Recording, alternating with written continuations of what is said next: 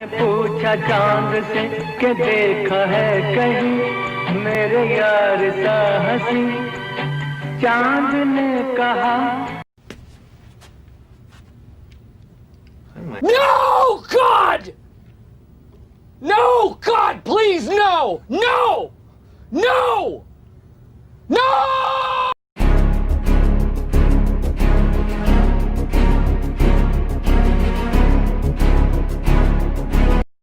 हमारे दूसरे सबसे ईमानदार पॉलिटिशियन, और पहले तो विंक विंक, लाल बहादुर शास्त्री का जन्म 2 अक्टूबर 1904 और इनका देहांत 11 जनवरी 1966 में हुआ। इनके पेरेंट्स का नाम राम दुलारी देवी और शरद प्रसाद श्रीवास्तव था।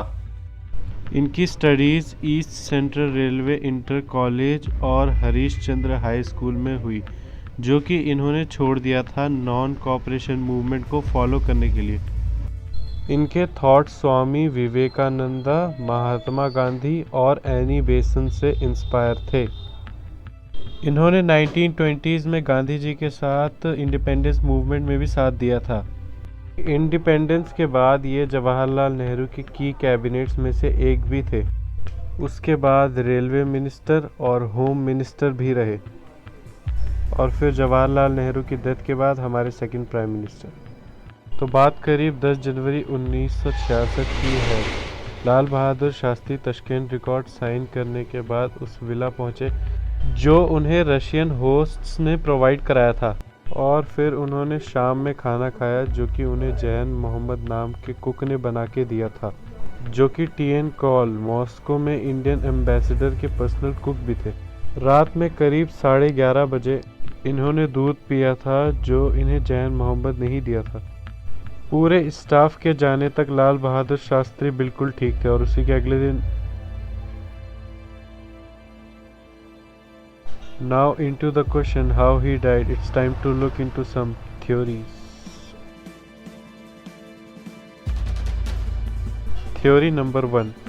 ज़्यादातर लोगों का यही मानना है कि इन्हें पॉइजन किया गया था टी.एन. कॉल के द्वारा इंडियन फॉरेन सेक्रेटरी बनने के लिए। दरअसल बात यह है कि पहले दिन से ही इनके परिवार वाले ये मान रहे थे कि इन्हें जहर दिया गया है। इंक्वायरी की डिमांड के बावजूद कोई भी एक्शन नहीं लिया गया। ये इशू दोबारा 2009 में उठा जब एक एनोनिमस राइटर ने आरटीआई फाइल करी पीएमओ के साथ। उस राइटर का स्टेटमेंट ये है: Believe it or not, the PMO informed me that it possessed just one classified document relating to former Prime Minister's controversial death. The Ministry of External Affairs wanted me to believe that its concerned division had no information on the subject matter. I disbelieved it because the sudden death of the Prime Minister must have thrown the Indian embassy in Moscow in a tizzy.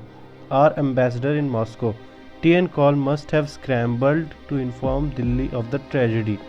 A flurry of telephone calls and telegrams over the tragic development would have ensued for weeks. The ministry would have gone on an overdrive to find out the circumstances leading to the Prime Minister's death. The ambassador must have sent a blow-by-blow report, and he must have done that after checking the facts with the Russian authorities. It was only after the intervention of Chief Information Commissioner Sadanand Mishra that the MEA in August 2011 supplied me copies of Dr. Chuk's medical report and a copy of statement made by the External Affairs Minister in the Rajya Sabha. The medical report attributed the cause of death to an acute of myocardial infarction.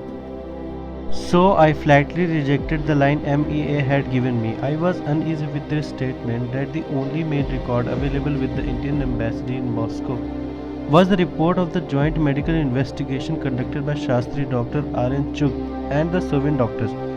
The ministry confirmed that no postmortem was carried out in Moscow.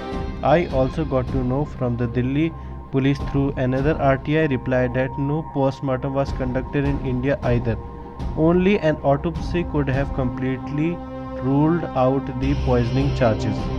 In view of my doubts, on July 21, 2009, I filed another application seeking copies of the entire correspondence between the MEA and the embassy, and between the embassy and the Soviet Sovereign Ministry over the issue.